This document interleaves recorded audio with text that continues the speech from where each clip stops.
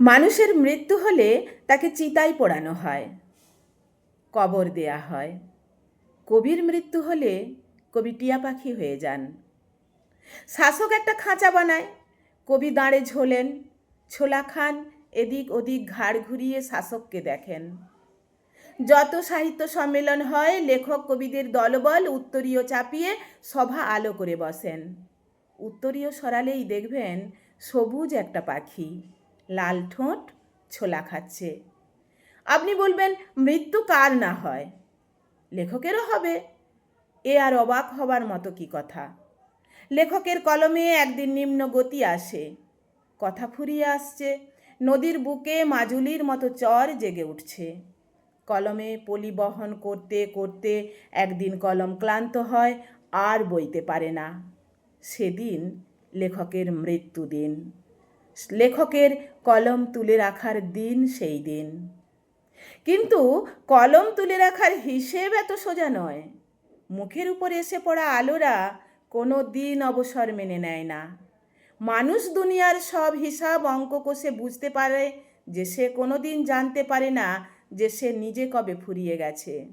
সে কলমের মালিক, যে কিনা একদিন বুদবুদের মতো শব্দ ছড়িয়ে দিতে পারত। সে তখন সবুজ রঙের টিয়া পাখি হয়ে দাঁড়ে গিয়ে বসে। তখন লেখক থুতু চেটে গুনে নিতে শিখে গেছেন তার কলমকে ঘুঙুর পরিয়ে কোন জলসায় মুজরো নাচালে বড় কোঠাবাড়ি মেলে।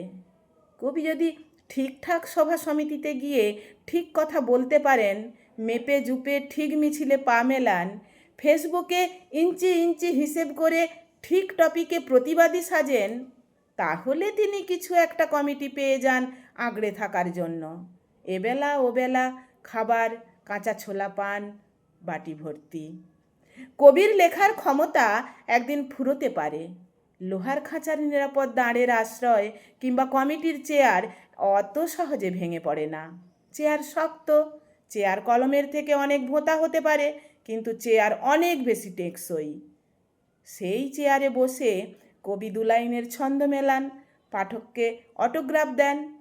মালিকের বাড়ির লোকজন এলে মালিক লোকজনকে এনে কবিকে দেখান। কবি কলম তোলেন মালিককে কৃতজ্ঞতা জানাতে, কলম তুলে লেখার চেষ্টা করেন। কবি ভাবেন তিনি চেয়ারে বসে লিখছেন, লিখেই যাচ্ছেন।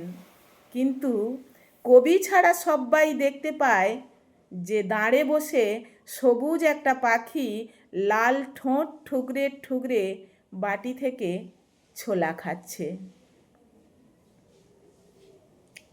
কলমে সৌম্য চট্টোপাধ্যায়, পাঠে আমি মল্লিকা দাস।